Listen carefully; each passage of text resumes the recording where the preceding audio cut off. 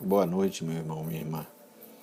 Eu quero convidar você para, nesse nosso início de devocional, baseada no livro de Provérbios, e faremos hoje a nossa 11ª meditação.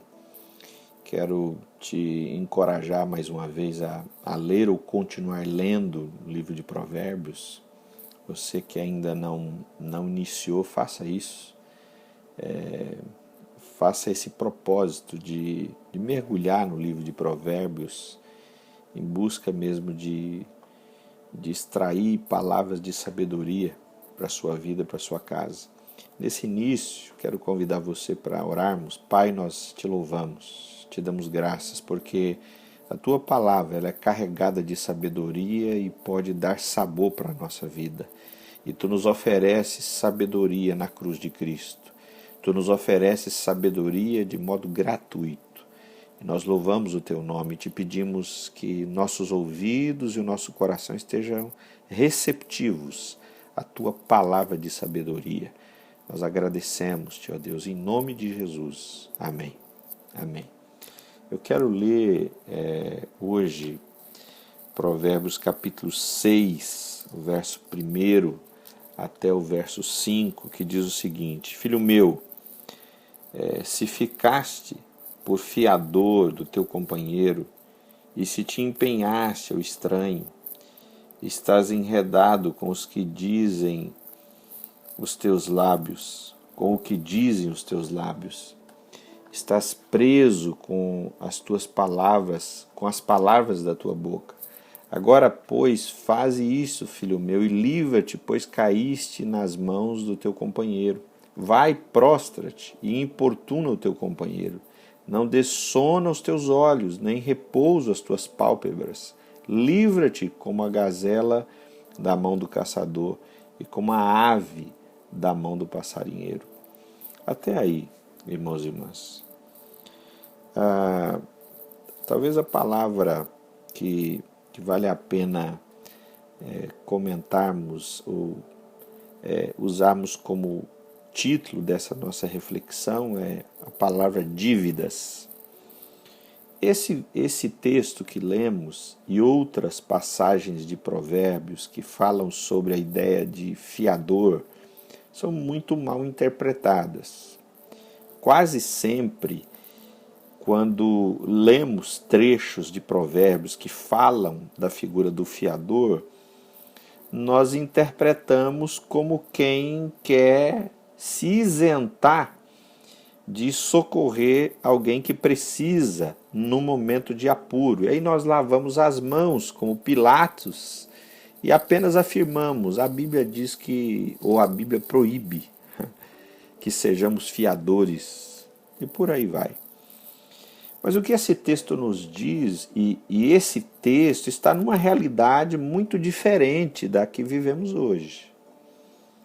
Por exemplo, no mundo antigo, no Oriente, era muito comum alguém ter, como por exemplo em 2 Reis, capítulo 4, se não me engano, uma viúva que diz para o profeta Eliseu, que era um homem de Deus, que o seu marido havia morrido e que os credores estavam ali para levar seus filhos como escravos. E aí Eliseu pede para que ela traga, pergunta o que ela tem, pede para que ela traga vasilhas, e aí acontece o milagre da multiplicação do azeite. Ela vende o azeite e depois paga as dívidas e vai viver com o que sobrou. Então, veja, filhos eram levados como escravos para o pagamento de dívidas. É um ambiente agrícola e havia então muita incerteza com relação ao futuro. E também havia pobres se endividando, buscando socorro nas mãos, buscando socorro, com aqueles que tinham recursos e que aproveitando, ainda que indo contra a lei, aproveitava da necessidade alheia, cobrando juros abusivos, e acabava tendo esse devedor nas mãos e usufruía então, como pagamento de suas dívidas, dos filhos desse seu devedor que vinham ser seus escravos. Essa era uma das situações mais comuns. Então, quando o Provérbios alerta na questão do fiador, ele está pensando, aqui é uma espécie de um líder espiritual que orienta o seu filho na fé. E ele não está falando para ninguém rico, ele está falando para alguém que não tem muitos recursos e que, na tentativa de ajudar um irmão, um companheiro, acaba se tornando fiador desse.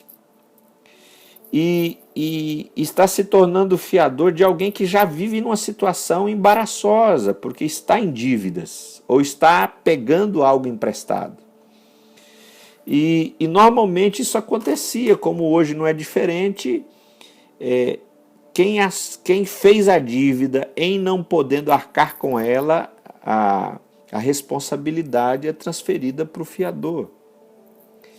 E aqui Provérbios tem em mente um fiador que não tem recursos assim. E também Provérbios tem em mente a ideia de que, em não podendo pagar a dívida, ele vai se tornar escravo do seu credor. Por isso que a expressão livrar-se está presente no verso 5. Livra-te, né, dessa situação. Né? Ele usa imagens se referindo a essa ideia de que se tornar fiador pode levar para esse caminho de ter que assumir a dívida do outro, e a dívida pode nos colocar numa prisão. Jesus, em Mateus 18, conta uma parábola do credor incompassivo. E essa parábola retrata a questão de como ocorria o tratamento naquela época em relação a pessoas que não podiam pagar as suas dívidas. Elas eram presas, algumas delas torturadas. Veja que essa imagem, essa ideia de no verso 2, estás enredado, né? Se você assumir um compromisso, você vai ficar enredado. Verso 2, estás preso com as tuas palavras. Esse trecho que Lema usa muito a expressão que tem sentido parecido, né, com prisão, com estar preso. A imagem utilizada no verso 5 do passarinheiro, de alguém que vai entrar numa armadilha e vai ser preso como um pássaro. Enfim, essas imagens são invocadas. Agora veja, é totalmente diferente de alguém que tem recursos e vê um irmão, um companheiro numa situação difícil, a ponto dele recorrer aos agiotas, de recorrer ao risco de cair numa dívida e cair na experiência de viver juros se somando com juros, a ponto de ele se perder e não conseguir pagar. É diferente de alguém que tem recurso, vê esse irmão nessa situação e diz: espera aí, eu vou te ajudar. Você nem vai precisar contrair essa dívida. Você não vai precisar ir atrás de agiotas, você não vai precisar contrair dívida com outros e se arriscar a pagar juros elevadíssimos. Eu vou socorrer você, eu posso socorrer você, eu posso ajudar você. Enfim, Provérbios não é contra isso, a estender a mão e socorrer. A orientação desse mestre espiritual para com seu filho na fé, o seu discípulo, seja prudente, tome cuidado para que você não caia numa condição de escravidão, que era o que ocorria no mundo antigo. Por causa de dívidas, pessoas caíam numa condição de escravidão.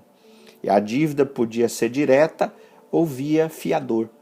Eu me tornei um fiador com a boa intenção e acabei me tornando escravo de outrem. Hoje, também, salvo respectivas algumas mudanças e diferenças, muita gente vive escrava. Não porque talvez se tornou fiador de alguém, mas porque ele ou ela mesmo.